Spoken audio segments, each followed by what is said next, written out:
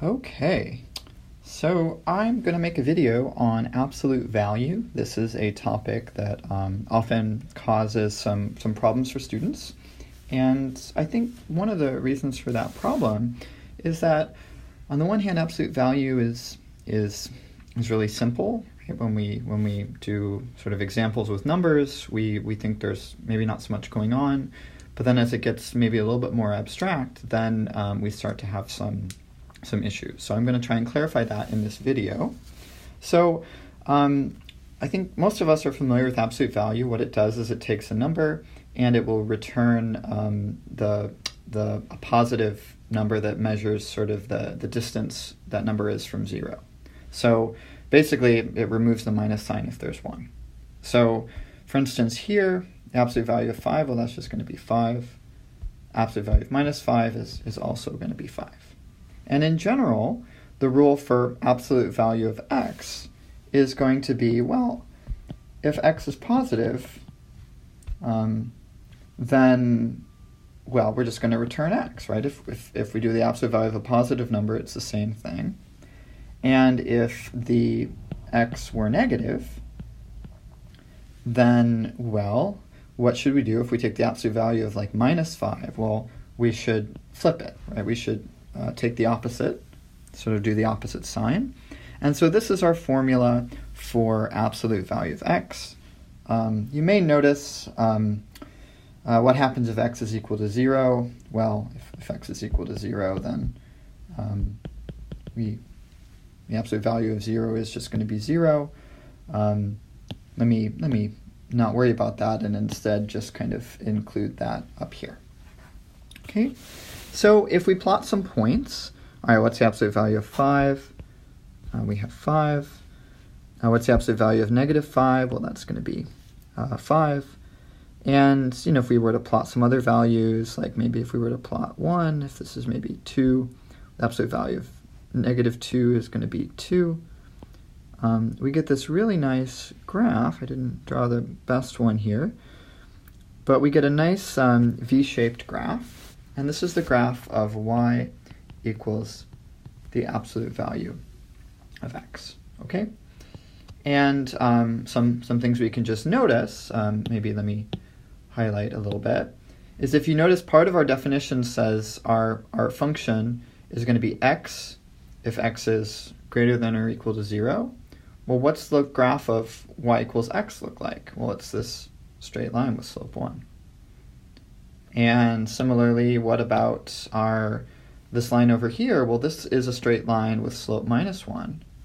And that's why we're getting minus x here in the range where x is less than 0. So I'm just sort of piecing together different ideas. So in practice, let's see how this goes.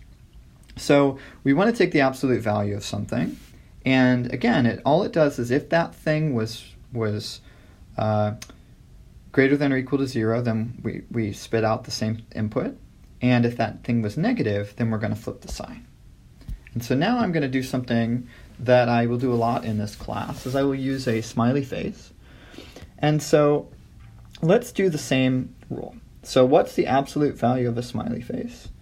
Well, it's either going to be that smiley face or its opposite. Right? We're either going to get the same thing out or we're going to switch the sign. And when does that happen? Well, that's going to happen if our input was greater than or equal to 0, or if our input was less than or equal to 0. Okay? So what's really important here is connecting that when I have this smiley face here, it's appearing 4 times on the right-hand side. Those are all the same. So let's do another one. So what would the absolute value of b be? Well, it's either going to be b or minus b.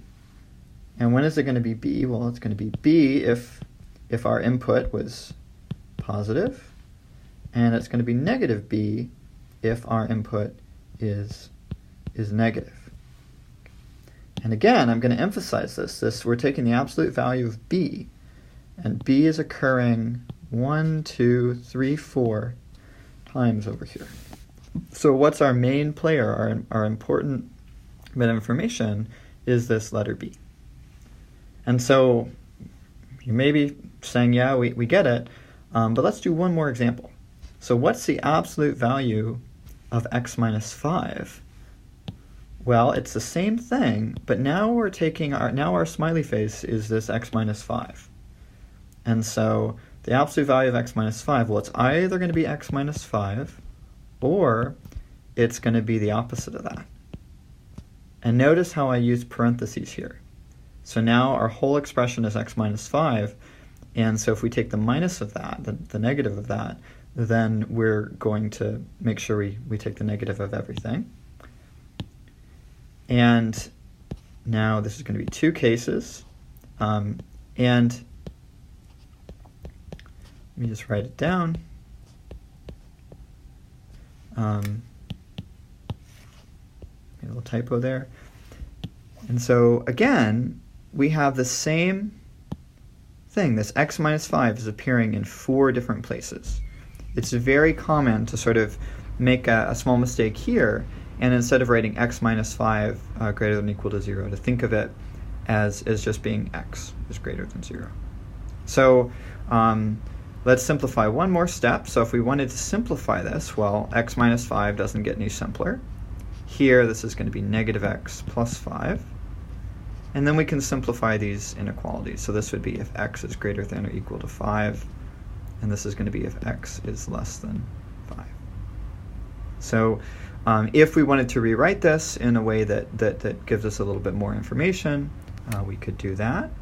And in fact, let's kind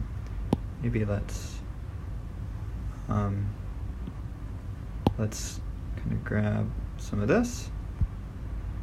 Let's copy, and let's insert page below. Oops.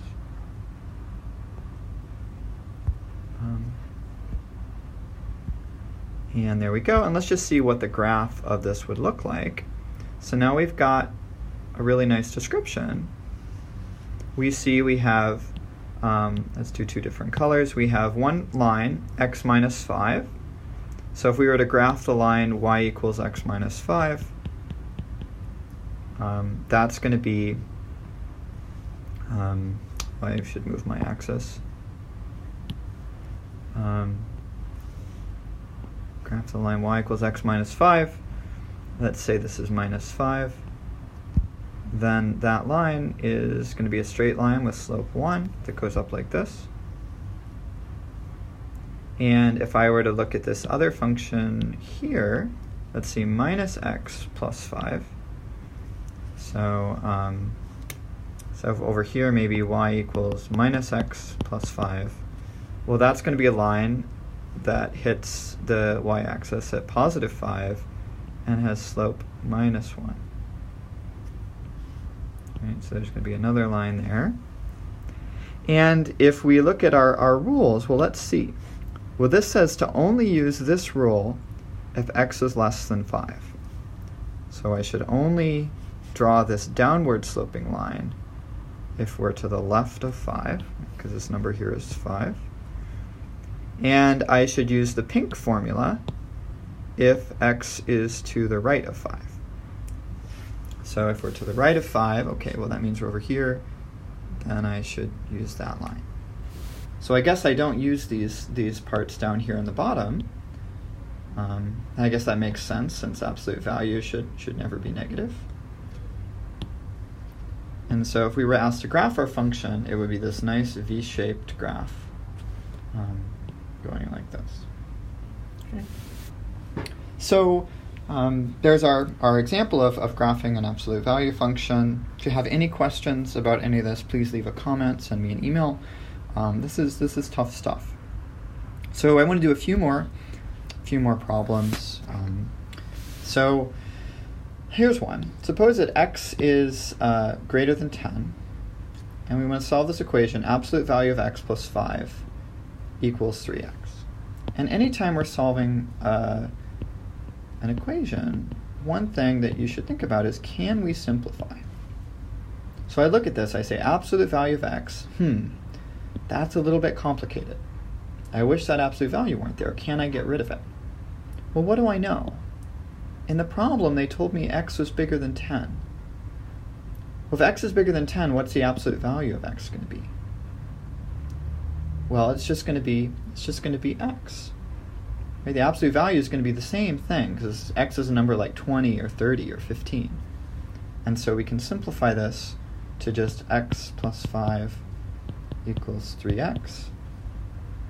We can solve and get 2x equals 5, and then x equals 2.5. Right? Now, on the other hand, if x was, say, if we knew this about x, that x was smaller than negative 5, well, in this case, the absolute value of x is going to be the opposite of x. Right? So x is a negative number, and so x is a number like negative 10. And so the absolute value of x is actually going to be that number x, but with the sign switched. So we're going to put a minus sign in front of it. And so then this equation is going to become minus x plus 5 equals 3x. We solve for x, and we're going to get x equals 1.25. Okay. And so that is another example of solving this, and I think we've got one more. Yes, this is the last one. So the very last one we have is a multiple choice question, so 50-50. And the question is, what is the absolute value of x minus 8 if x is between 2 and 5? So maybe it's a good time to just sort of pause the video and think about it and look at our two answers. Remember, the absolute value of x minus 8 is either going to be x minus 8, nothing changed, or we're going to switch the sign.